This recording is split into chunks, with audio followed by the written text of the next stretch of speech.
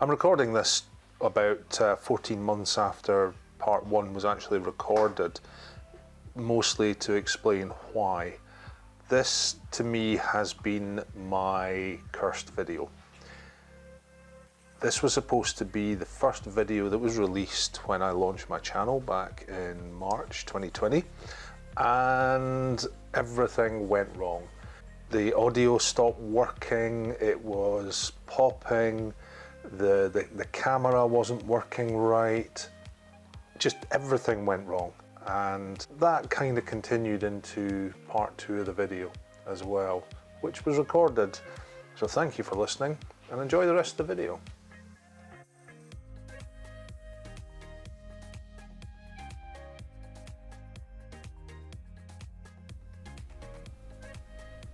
Hi and welcome to Retro Crazy. What more can be said, but let's actually look at my Matra Alice. This was produced in 1985. Prior to that they did the Alice and then the Alice 32 in 83 and 84 respectively. I'm also in the lucky position that my parents currently live and retired out to France, and on a visit I came across this at Vide Grenier, which is the sort of UK equivalent of a car boot sale. They are much more frequent and they are done by village. So it's more an event than it is just a car boot sale. So I picked this up probably about 2 years ago. It's never been powered up. First of all, I want to actually get inside, find out exactly what's going on in there, and see if anything needs done before I even remotely start to power her up and find out a bit more about this little beast. On the back of the Alice, you can see made in France, a microcomputer by Matra. Sort of very difficult to see in the reflection of the camera there, or the lights.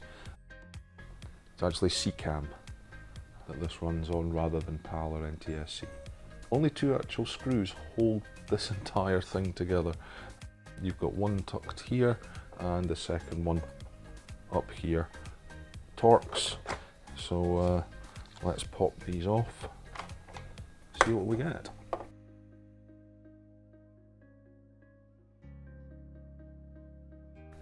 Okay, with those screws out, the Alice actually unhinges from the front, I believe. Yep. And I'm going to guess there's a number of clips at the back, so there we go. And that is it. We are into the Alice herself. Definitely looking a little bit grubby in there. I don't know if you can see that clearly. Not very pleasant, so we'll need a good clean. So we have a good feeling and quite solid keyboard for the time. Held on ribbon cable to the back and one connector. So it looks like we should be able to very carefully get the ribbon cable and, oh, wow, lift. The cable itself looks in quite good condition. We'll see what happens when we put her back together. But yes, it's going to need a very good clean. I don't know if you can see just how dirty and grubby and grimy that is between the keys, with layers and layers of dust. So here is the main board itself. we have a number of different chips. I will be honest, I am struggling to remember exactly which chip is which. I can see a number of electrolytics. Nice large electrolytic here. It appears to be, I'm going to guess, held down with double-sided tape or similar. A couple of axials. Another one here. So not too many, but other than that, the board, other than being dirty, actually looks in fairly good condition. So let's see about getting the main board out. Now this is the blanking plate for the expansion port at the back. Looks like it has been used. I will give that a clean up before reassembly. And again, 1, 2, just the 3 screws.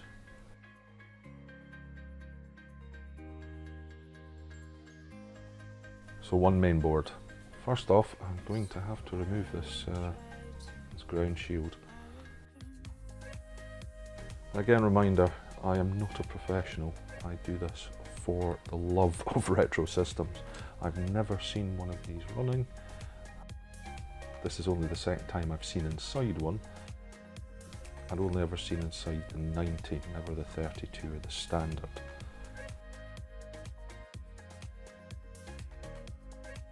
And here we go, one Matra Alice mainboard.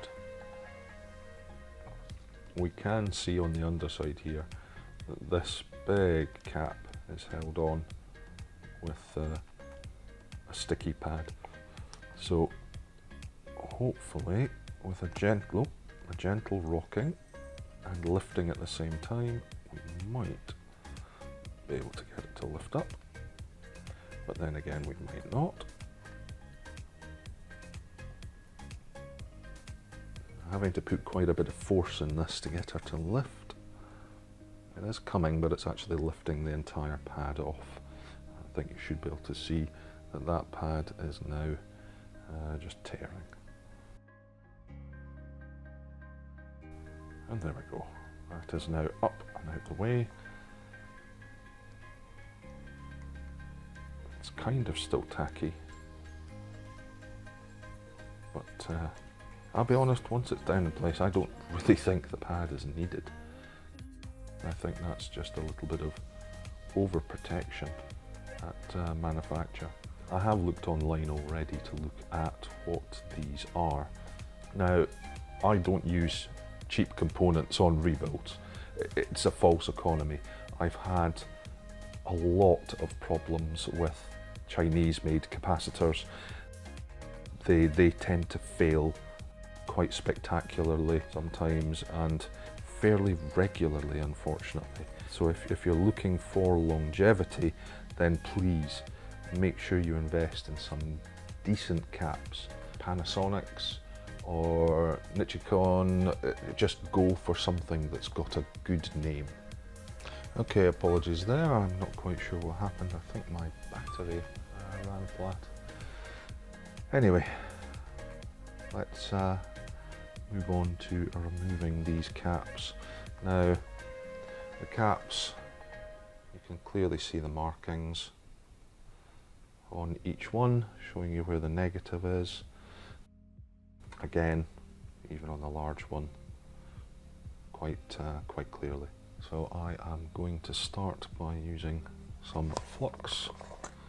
Now, this is my preferred method for flux, not everybody's. I just take some on cotton bud Q-tip, and you can quite precisely put it exactly where you need it.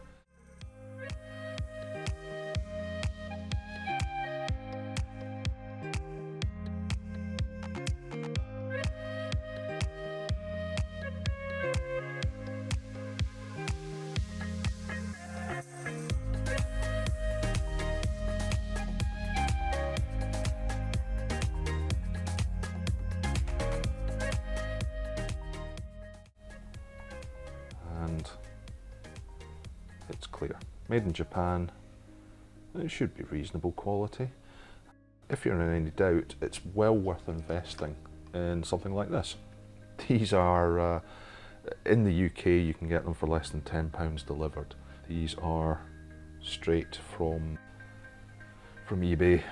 They are, the case is extra, but they are really, really good, really clever. You literally just shove whatever it is, whether it's a resistor, a cap, whatever, in, and press the button, and away it'll go, and it'll try and work out what it's got. Now I may have it in upside down, that's fine, it won't do any damage, and there you go. It's telling you it's a capacitor, 4689 UF. So this cap was actually still absolutely fine. Japanese quality for you normally. So this cap is fine, but we're replacing it anyway, just for safety. Because I've already looked, I've already ordered up and got a nice new Panasonic cap to replace. You can see again the board here, clearly marked, positive, negative. So obviously with the negative, you're going to be installing it up that way in. I'm going to go through and remove the rest of the caps.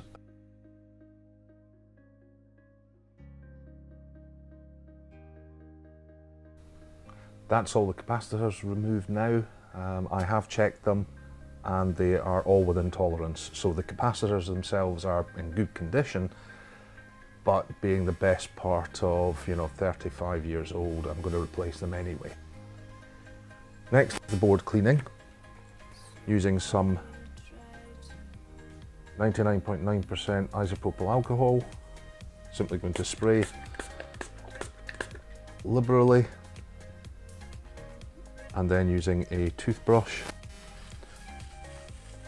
To start with, I'm going to give everything a good clean. This will get between all of the connectors, all of the points, and just get anything that is ground up and stuck in lifted. Now I am getting a little bit of the solder mask coming off, that's fine.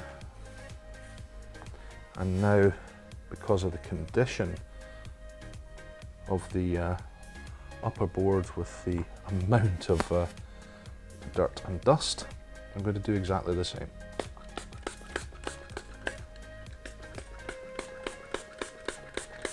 Again, a good liberal spraying, and then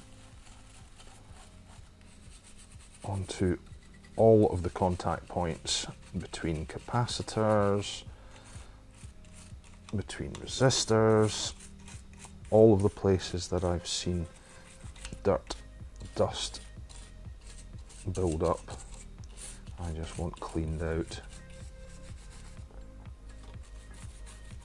Hopefully by the time we've finished, this machine will last for another 35 years.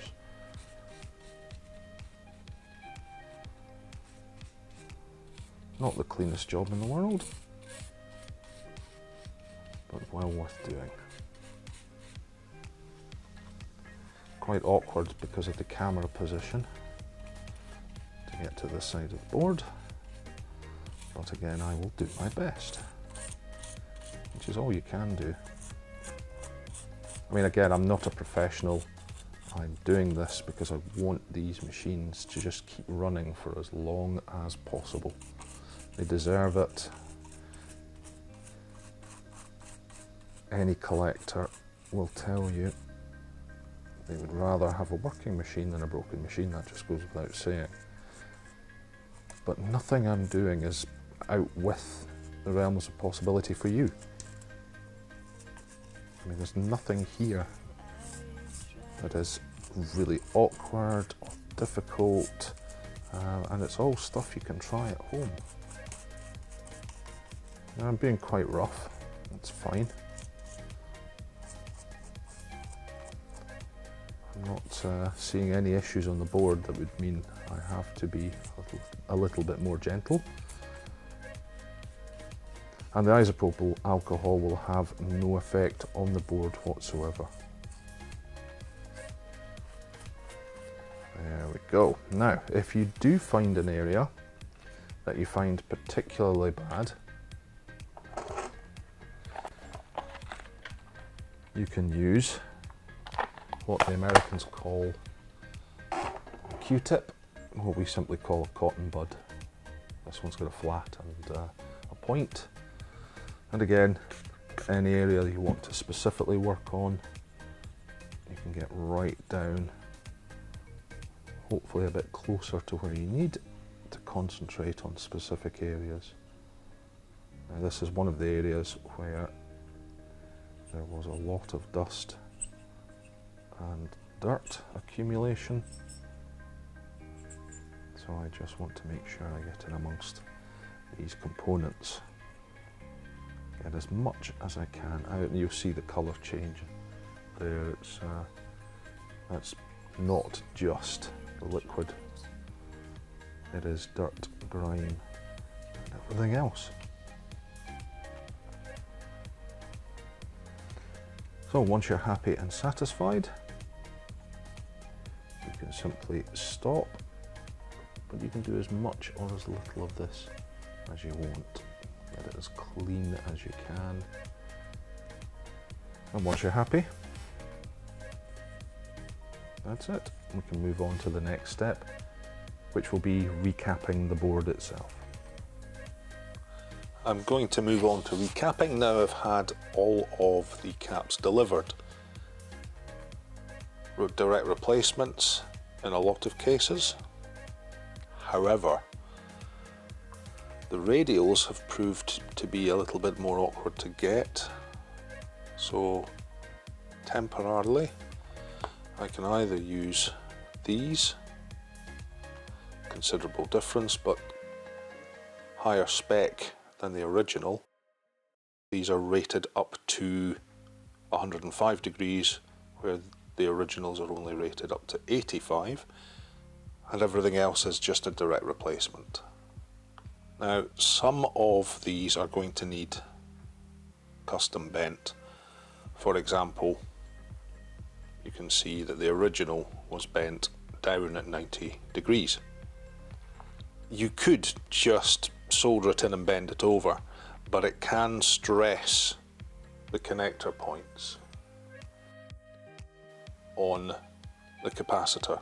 So my preferred method, and apologies I can't find what I've done with my standard pliers, is simply to grab the legs and bend them over, and that gives you stress free on the capacitor, which means when you drop it into place,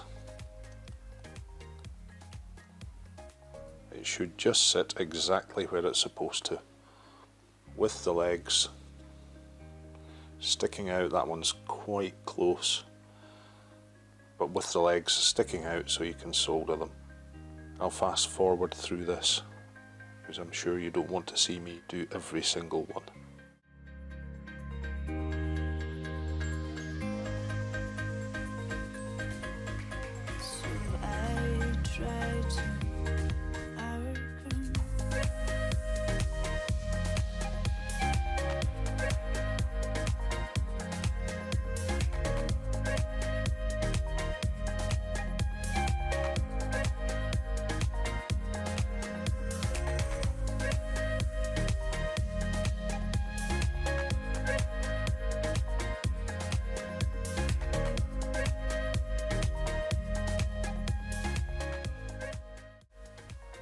It's cleanup time. So again, 99% pure isopropyl alcohol, and we're going to use a Q-tip. Apologies for that.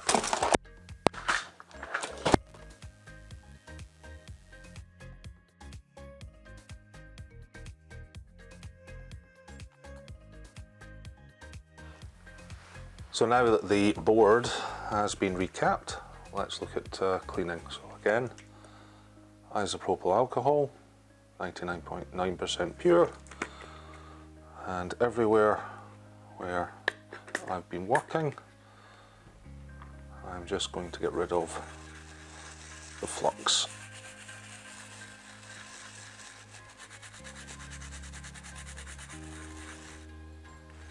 I have to say I am not sponsored by Colgate.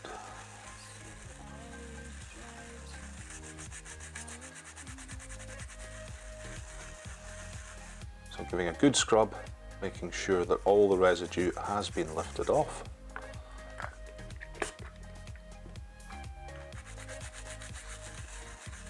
So I'll quickly fast forward through the rest.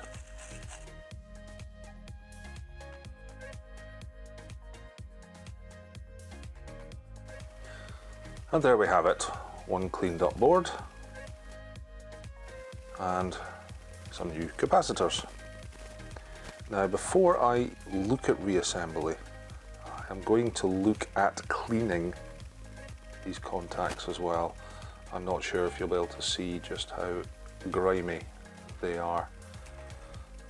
Once this is back in the case, then you won't have any real contact with these or way to access them easily. So again, just using a soft eraser, I'm going to rub gently across just to ensure that this cleans up nicely.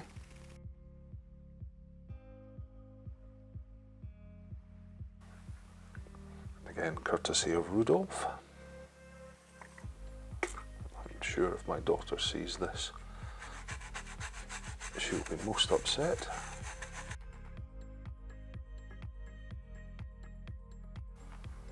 As you can see, the really soft ones, they break up rather than damaging the surface of the contacts.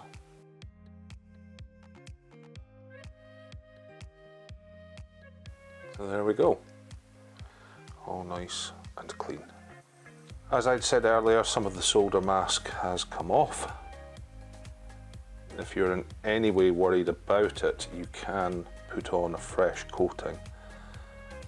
You will see it's just the nature of these boards. They wrinkle quite a lot where there is a large area of solder mask, and it will eventually come off. You can purchase a replacement solder mask, of which I have Mechanic, which is also in green.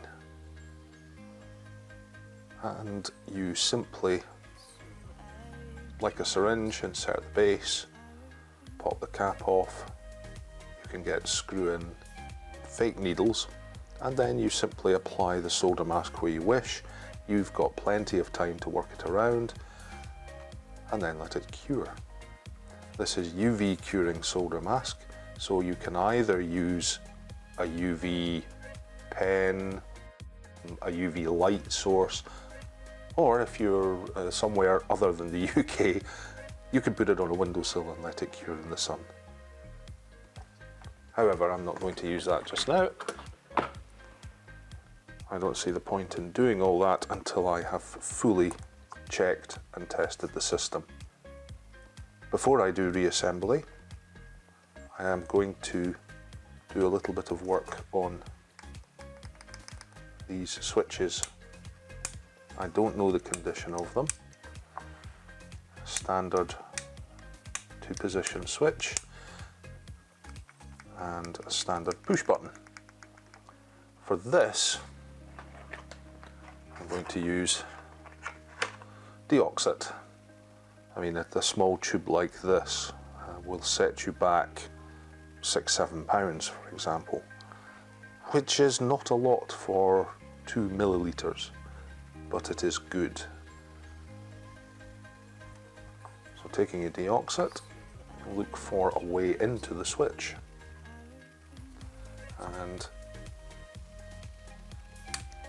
you'll see it sliding from there.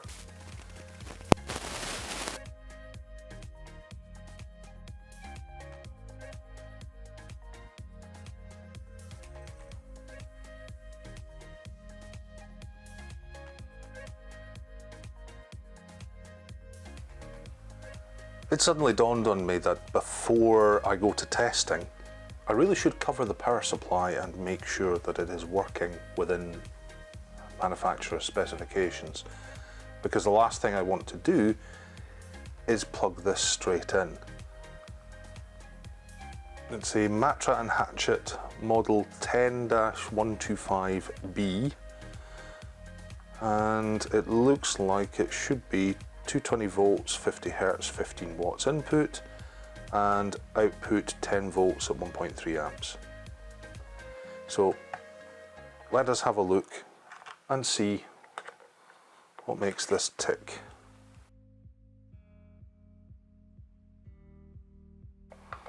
So I wonder what awaits us in here. Well, let us find out. Okay, nothing. A transformer, and that is about it. I know it looks wet. That is nothing more than varnish. Okay, it is stuck down. Oh no, well, it is. That is it. There is nothing else in here other than power in and power out. Ah, nicely done. So if your cable does get damaged, the clamps are removable. You can change the position of where they sit, which is nice. Well, let's pop this back together and test the output. So all of those are back in. Let's check the output. Give me 1 second while I check.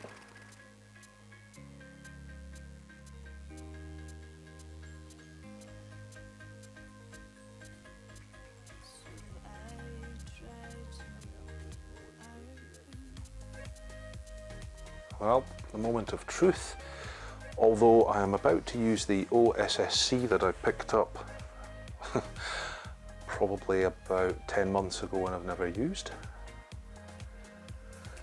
So this is going to be a bit of a learning experience.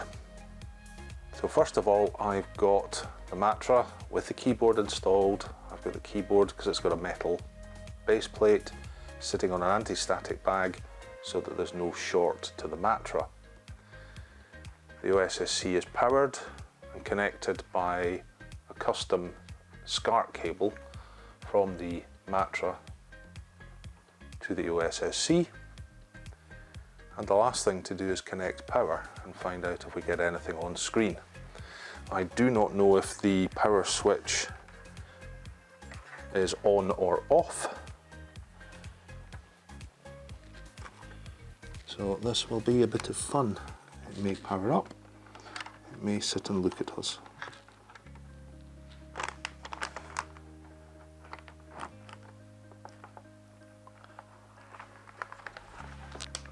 Right, let's just turn this over to start with so I can see everything. Well, power is in. Moment of truth.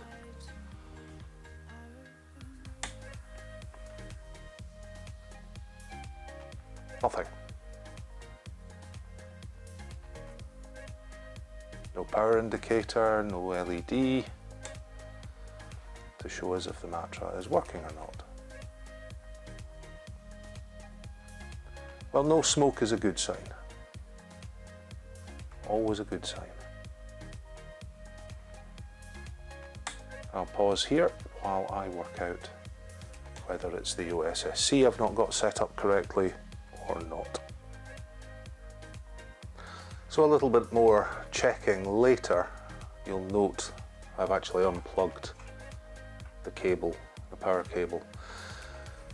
This is definitely the off position, this is definitely the on position. Still no display, and the power regulator was getting very, very toasty within a few seconds. So I'm wondering if we've got a faulty power regulator. So I'm going to stop this episode here, because next we're going to have to see if we can debug the power system and find out exactly what's going on.